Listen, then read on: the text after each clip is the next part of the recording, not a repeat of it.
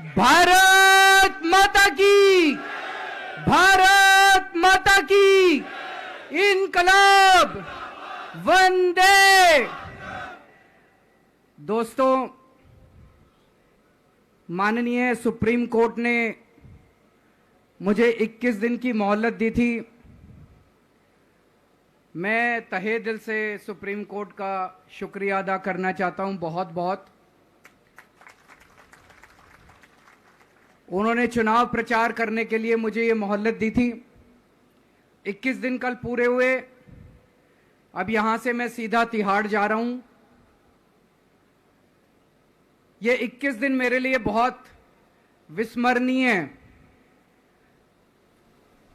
मैंने एक भी मिनट खराब नहीं किया।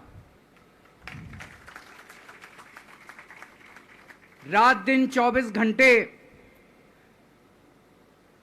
देश को बचाने के लिए प्रचार किया है।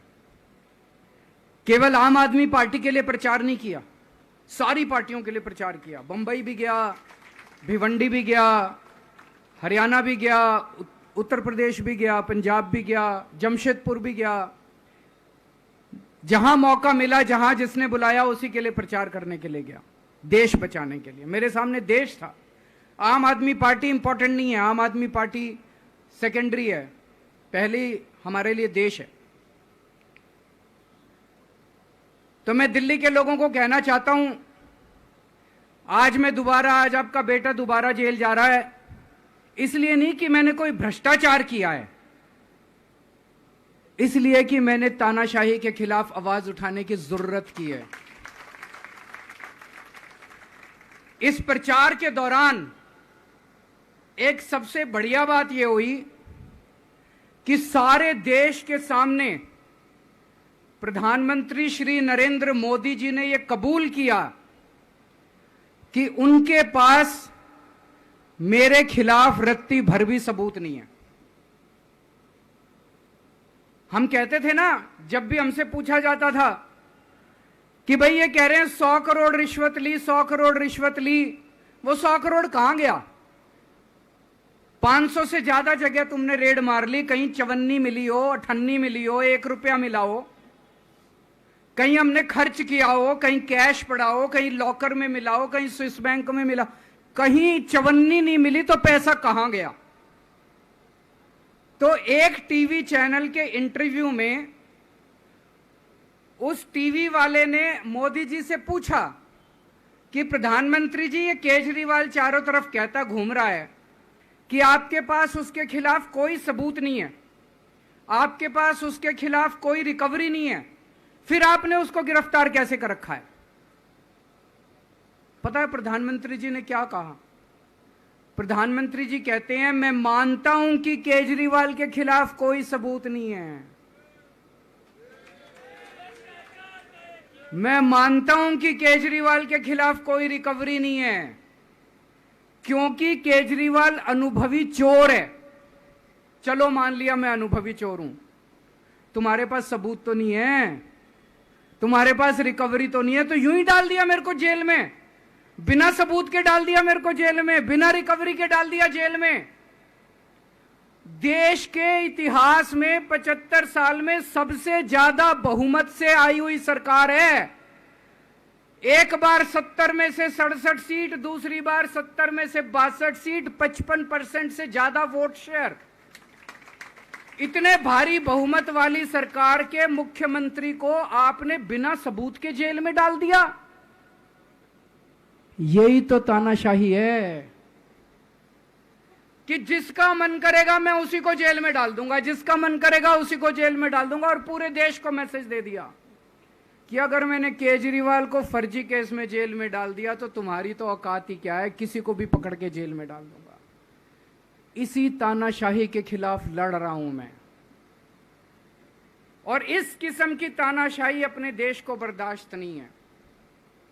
भगत सिंह ने कहा था ना कि जब सत्ता तानाशाही हो जाए तो जेल जिम्मेदारी बन जाती है, सबकी जिम्मेदारी है जेल में जाना, इसके खिलाफ आवाज उठाना। भगत सिंह के चेले हैं। भगत सिंह देश को बचाने के लिए, देश को आजाद कराने के लिए जेल गए थे। भगत सिंह देश को आजाद कराने के लिए फांसी पे चढ़े थे, हम देश को बचाने के लिए जेल जा रहे हैं। इस बार जब जा रहा हूं, मुझे नहीं पता अब मैं कब वापस आऊंगा, मुझे नहीं पता ये क्या करेंगे मेरे साथ जेल में, लेकिन मुझे कोई परवाह नहीं है, जो मर्जी करें।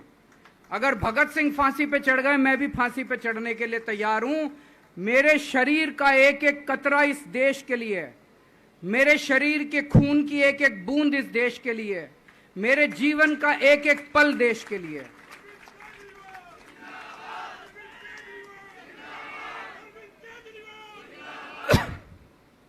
अभी मैं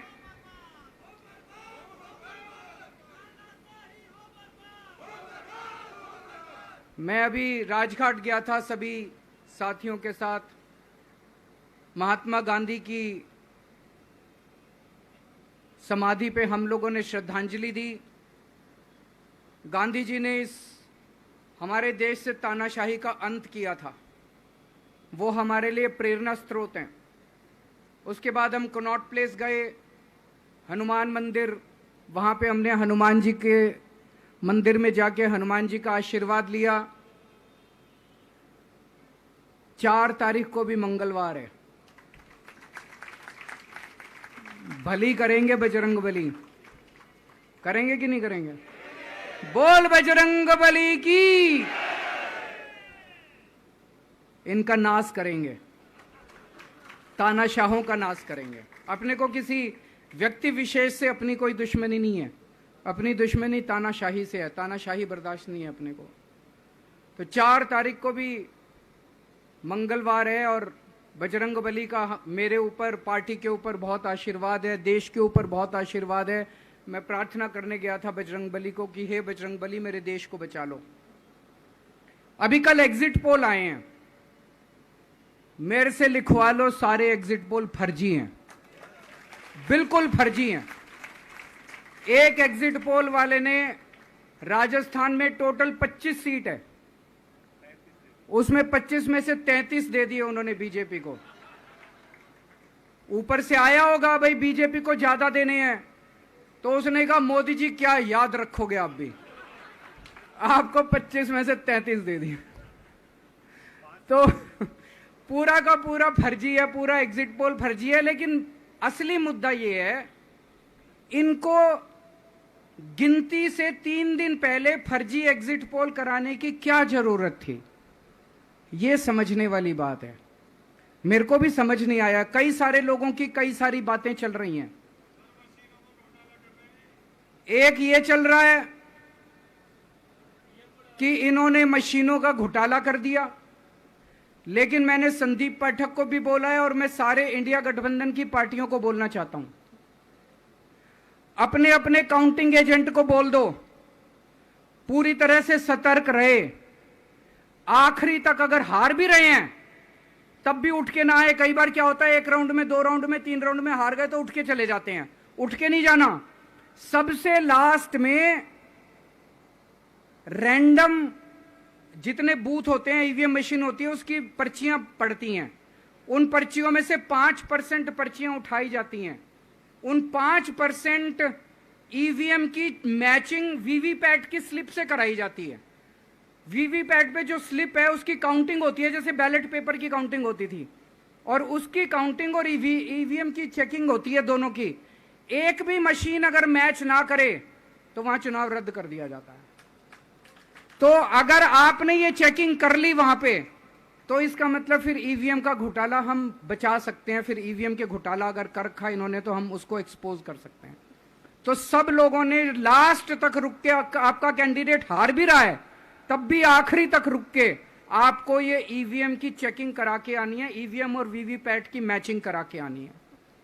एक थ्योरी ये चल रही है कि इन्होंने इतना ज्यादा सीटें इसलिए दिखाई क्योंकि इनके लोगों ने शेयर मार्केट में इन्वेस्ट कर रखा है, और कल जब शेयर मार्केट खुले तो बम्पर होगा, तो ये अपने शेयर बेच बाच के खुद तो निकल लेंगे। बाकी एक थ्योरी ये चल रही है कि अफसरशाही पे दबाव डालने के लिए अगले 3 दिन में अफसरों से उल्टे सीधे काम कराने के लिए एक माहौल बना दिया गया।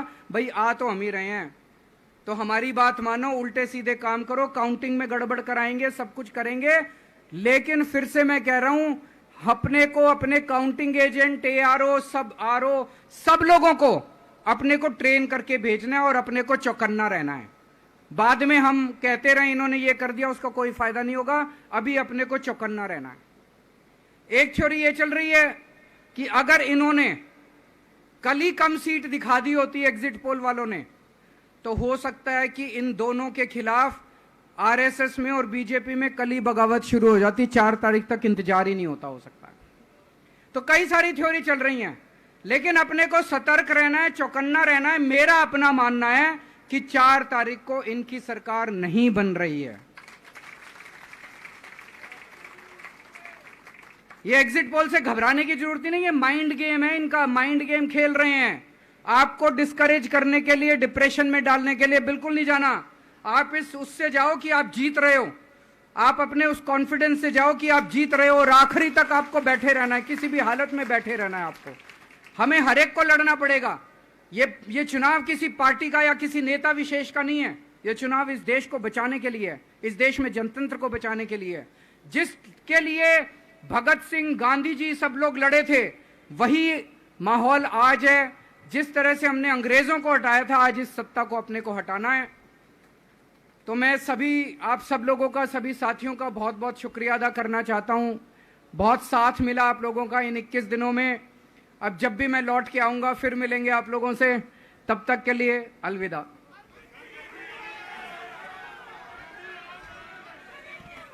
सारे लोग